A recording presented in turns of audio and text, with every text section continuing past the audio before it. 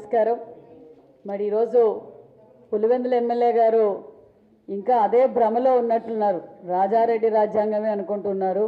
భారతదేశం అంతా అంబేద్కర్ గారి రాజ్యాంగం కొనసాగిస్తూ ఉంటే మరి ఒక ఎంపీగా, ఒక మాజీ ముఖ్యమంత్రి కొడుకుగా, మరి మాజీ ముఖ్యమంత్రిగా, ఇప్పుడు పులివెందుల ఎమ్మెల్యేగా మరి ప్రతిపక్ష హోదా ఎవరిస్తారో కూడా తెలియని విధంగా, అంటే ఆ విధంగా ఆయన మైండ్ సెట్ ఫిక్స్ అయిపోయింది. ఇంకా ఏదో ప్రజల్ని ఇంకా భ్రమ పెట్టాలి, ప్రజల్ని ఏదో విధంగా ఇంకా తప్పుడు సమాచారం, తప్పుడు మెసేజ్ ఇస్తూ ఇంకా ప్రజల్ని ఇంకా మభ్యపెట్టాలని చూశారు. ప్రజలు ఏం చేస్తే ఈ రాష్ట్రం బాగుపడుతుందనే విషయాన్ని గ్రహించే మరి పులివెందుల ఎమ్మెల్యే గారికి 11 సీట్లకే పరిమితం చేశారు.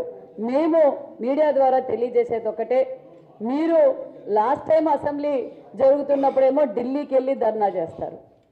మేము క్లారిటీగా మా ముఖ్యమంత్రి గారు మాకు దిశ నిర్దేశించింది ఒకటే, కక్ష సాధింపు చర్యలు వద్దు.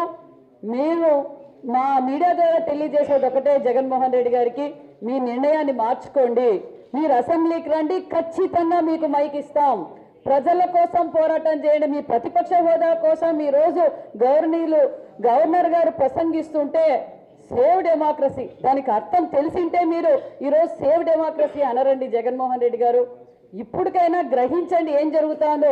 మీకు ఓటేసిన పులివెందుల ప్రజల కోసమైనా మీరు అసెంబ్లీలోకి వచ్చి ఏదన్నా జరిగితే, ఈరోజు ఓని 5 ఏళ్ళు ప్రభుత్వంలో ఉన్నప్పుడేమో మీరు ప్రజల కోసం భూమి మీద నడవలేదు, ఇప్పుడేమో తిరుపతిలో జరిగిన ఇన్సిడెంట్కేమో ఇన్సెంటివ్ కేర్లో ఉండే వాళ్ళ దగ్గర ఎలా పోవాలో కూడా మీకు తెలియదు. ఎమ్మెల్సీ కోడ్ ఉంది, మిర్చి మండి దగ్గరికి ఎలా పోవాలో మీకు తెలియదు, ప్రతిపక్ష హోదా ఎలా వస్తుందో మీకు తెలియదు. మరి అన్నీ తెలియకుండా ఎందుకు ఇలాంటి ప్రజల్ని ఇంకా ఎందుకు భయప్రాంతాలు చేయాలనుకుంటున్నారో, ఇంకా ఎందుకు ప్రజల్ని మభ్యపెట్టాలనుకుంటున్నారో ప్రజలందరికీ అర్థమైంది.